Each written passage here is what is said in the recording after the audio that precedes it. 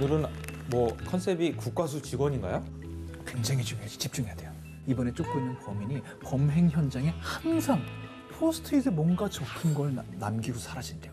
범행 사인 같은 거, 시그니처 같은 느낌인데 이번에도 똑같이 범행을 이런 암호를 남겼다 그래요. 앞에 글자는 약간 크크크 할 때 크라고 쓴 것 같기도 하고. 우리도 한번 똑같이 한번 적어보는 건 어때요? 아, 그럴까요? 똑같이 한번 적어봅시다. 네.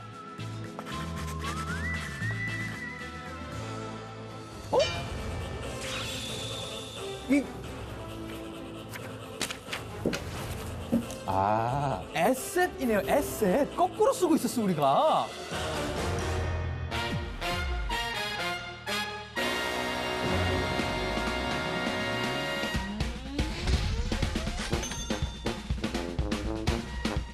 우리가 이제 자산은 네. 재물자의 나을 산, 그래서 재물을 만든다라는 의미예요. 그래서 저 같은 개인이나 아니면 기업들이 가진 경제적인 가치를 의미합니다.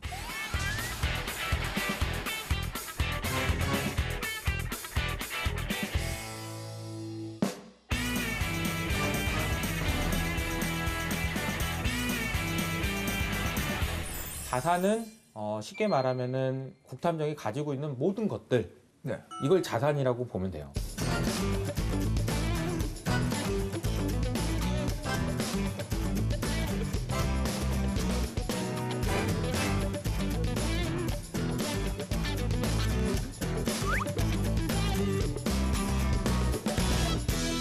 그런데 이 국탐정이 가진 모든 것들을 네. 어떻게 이걸 갖게 됐어요? 라고 물어보면 두 가지로 답을 할 겁니다. 첫 번째는 내 돈으로 샀는데요. 두 번째 답은 빌려서 샀는데요. 라고 할 겁니다. 그래서 이 자산은 부채하고 부채, 남의 돈, 내 돈, 남의 돈과 내 돈으로 표현할 수 있습니다. 아니, 내 돈은 내 돈이니까 내 돈이라고 말을 하는데 부채는 다른 말로 빚이라고도 말할 수 있잖아요. 빚이 어떻게 내 자산이 되는 거예요? 빌린 돈인데 어떻게 내 돈이라고 할 수 있지? 라고 생각할 수 있는데 네. 국탐정이 국탐정 사무실을 한번 차린다고 생각해 볼까요? 생각해봤는데 너무 좋은데요. 그 탐정 사무소를 구매하기 위한 필요한 돈이 그냥 1억 원이라고 가정을 해봅시다. 네. 근데 국탐정이 가진 돈은 지금 수중에 6천만 원밖에 없어요. 네. 그럼 어떻게 해야 돼요?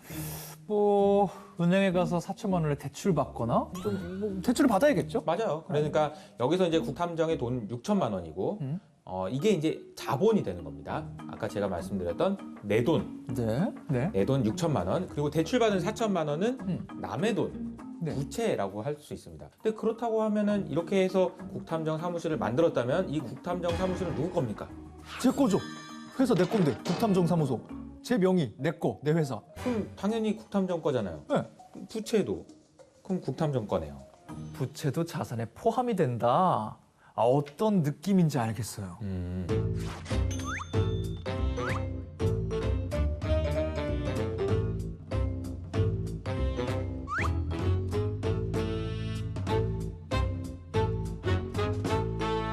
그러면 이제 한번 좀 더 구체적으로 네. 국탐정은 자산을 뭘 가지고 있어요? 제가 살고 있는 집이 있어요. 뭐 자동차요. 주식도 조금, 통장에 돈 들어요. 그리고 뭐 조그맣게 지방에 땅도 조그맣게 있고 자산이 몇 개 있어요. 아, 이 땅도 있고. 야, 탐정하면서 돈 많이 벌었나 보네. 거기 국탐정 사무소 차릴 거거든요. 아, 그래요? 네. 그러면 그 중에 1년 내에 현금으로 바꿀 수 있는 거, 그건 뭐가 있어요? 1년 내에 현금으로 바꿔야 된다고요? 지금 살고 있는 집은 빚을 대출받아서 한 거라서 1년 내에 절대 현금화할 수 없을 것 같고요. 땅을 내놓는다고 해도 땅은 그거 살 사람이 나와야 팔 수 있는 거라서 그것도 1년 안에는 어려울 것 같고, 주식 지금 당장 앱 키면 팔 수 있고, 통장에 돈 그럼 제 돈이니까 빼면 되고, 이 정도가 1년 안에 현금으로 바꿀 수 있을 것 같은데요. 국탐정이 말한 것 중에 유동자산과 비유동자산이 있습니다. 지금 제가 말한 것 중에요. 네. 유동, 비유동, 자산 무슨 차이예요? 통장에 있는 돈이나 혹은 주식을 1년 안에 현금으로 바꿀 수 있잖아요. 네. 이런 것을 유동자산이라고 해요.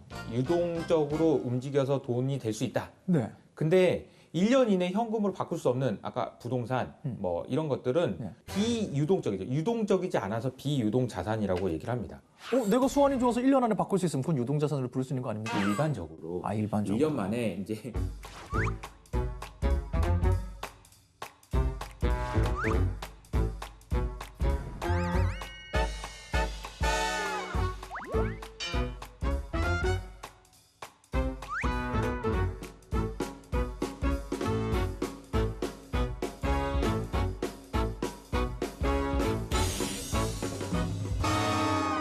유동자산과 비유동자산, 그리고 비유동자산인 고정자산은 또 한 번 나눌 수가 있습니다. 또 거기서 또 나뉘어요? 이번에는 유형자산과 무형자산으로 나눌 수가 있어요.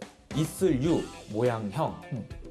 유형자산은 구체적인 형태를 띠는 그런 눈에 보이는 것을 유형자산이라고 합니다. 네. 토지, 건물, 그리고 차량, 기계장치 뭐 등등 이런 것들은 다 유형자산이에요. 눈에 보이는 것들이죠. 그렇죠. 하지만 없을 무, 모양형을 나타내는 무형자산은 눈에 보이지 않는 자산입니다. 어떤 회사가 가지고 있는 상표권, 그 회사가 가지고 있는 고객들의 충성도, 브랜드 가치 등등을 무형자산이라고 합니다. 이 무형자산은 눈에 보이지 않죠. 근데 분명히 존재하네요. 저작권, 상표권, 특허권, 브랜드 충성심 다 굉장히 중요한데 눈에 보이지 않을 뿐. 아니 그리고 최근에도 눈에 보이지 않는 것 중에 굉장히 자산으로 치는 것 중에 굉장히 핫한 거 있잖아요. 가상자산 말씀하시는 건가요? 주변에 가상자산 난리가 났어요. 가상자산은 온라인상에서 개인과 개인이 직접 돈을 주고받을 수 있도록 암호화된 어떤 기술을 사용해서 만들어진 건데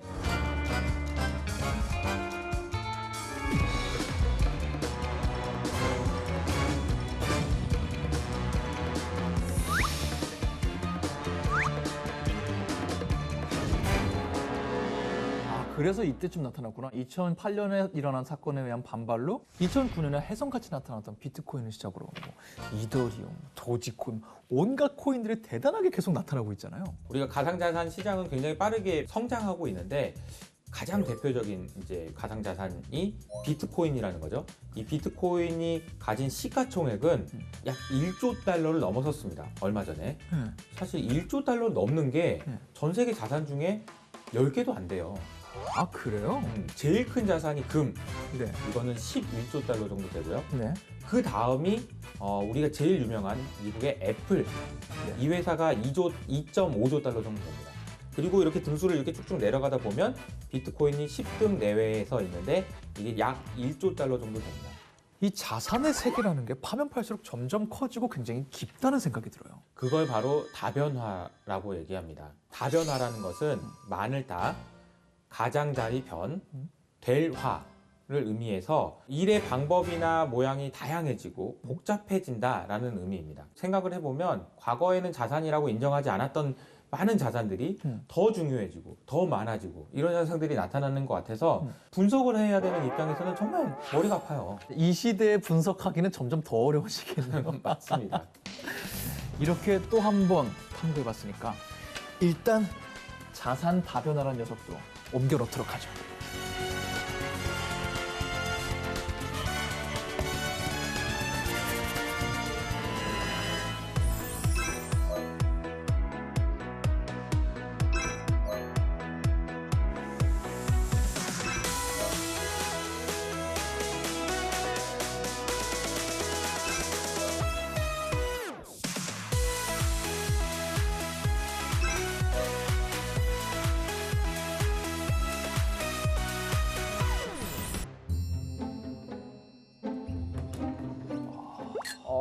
탐정님 계셨네요.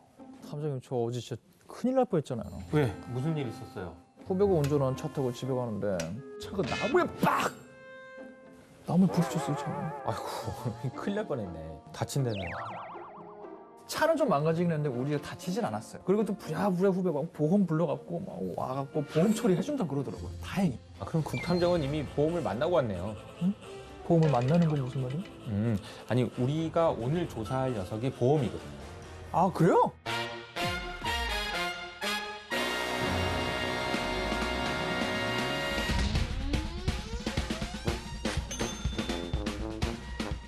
보험이라는 것은 지킬 보에 험할 험, 말 그대로 위험한 일로부터 지킨다라는 뜻입니다.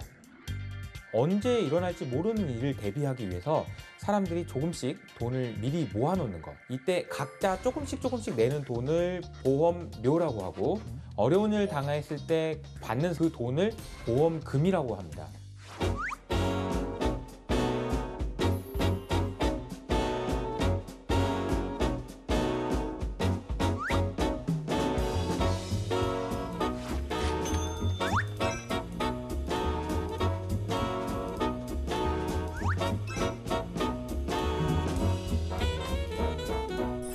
그럼 여기서 문제를 한번 내볼게요. 좋습니다. 최초의 보험은 어떤 보험이었을까요?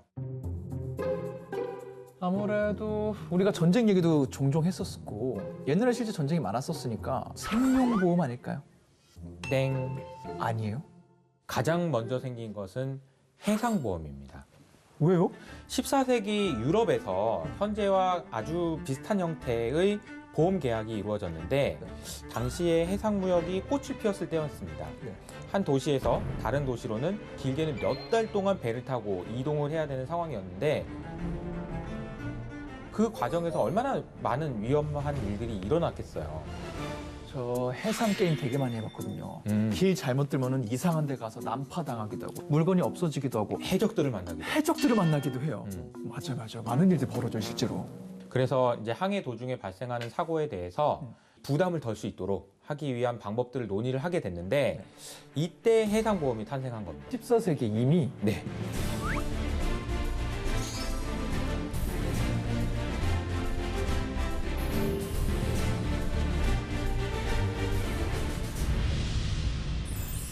근데 보험 얘기하려면 갑자기 좀 열이 받아서 그런데 좀 네네. 들어주시겠어요? 네네네. 저는 자동차 살 때 정말 깜짝 놀랐거든요. 네. 중고차로 처음 차를 샀는데 네. 중고차 가격만 내면 되는 줄 알았는데 보험 들어오라 그래갖고 그때 처음 자동차로 운전하려면 자동차 보험을 들어야 되는구나. 물론 제가 사고를 당하게 되면 보험료를 받게 될 테니까 안전하고 고마운 보험인 건 사실인데 저는 운전 되게 잘하거든요. 네. 무사고거든요. 운전을 할 때마다 그런 생각이 들어요. 나는 사고도 안 내고 보험료도 꼬박꼬박 내고 있는데 보험금을 내가 받을 일이 있을까? 내가 이렇게 낸 금액들, 내가 사고를 안 당하면 이 금액들은 다 어디로 가는 것인가? 이런 생각 안 해봤어요. 그러면 저는 이제 보험회사 입장에서 한번 말씀을 해볼게요. 국탐정은 보험회사에 가입한 사람이고 저는 보험회사입니다. 그럼 보험회사는 국탐정처럼 자동차 보험을 가입한 사람들한테 돈을 조금씩 받습니다. 조금씩 이렇게 받다 보면 이만큼 쌓이겠죠.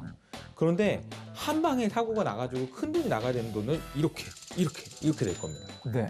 그러다 보면 이 돈의 차이가 생각보다 크지가 않아요. 아, 그래요? 네. 어떤 때는 홍수가 너무 많이 나서 차가 막 다 날아간다든지 이런 큰 일들이 일어나면서 이게 넘어가는 경우도 있어요. 근데 국탐정처럼 그렇게 억울하다고 느끼는 사람들이 많은 이유는 또 뭐냐면 사고가 나는 사람이 실제로 별로 없기 때문이에요.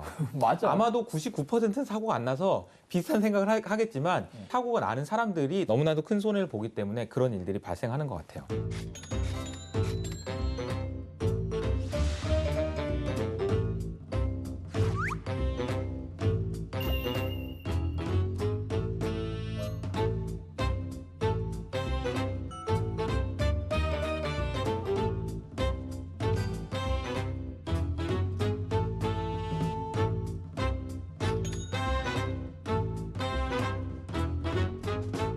지금 최근에 나타나는 여러 가지 현상 중에서 주목해 봐야 되는 거는 뭐냐면 최근에 기후 변화 때문에 굉장히 많은 사건 사고들이 일어납니다. 맞아요.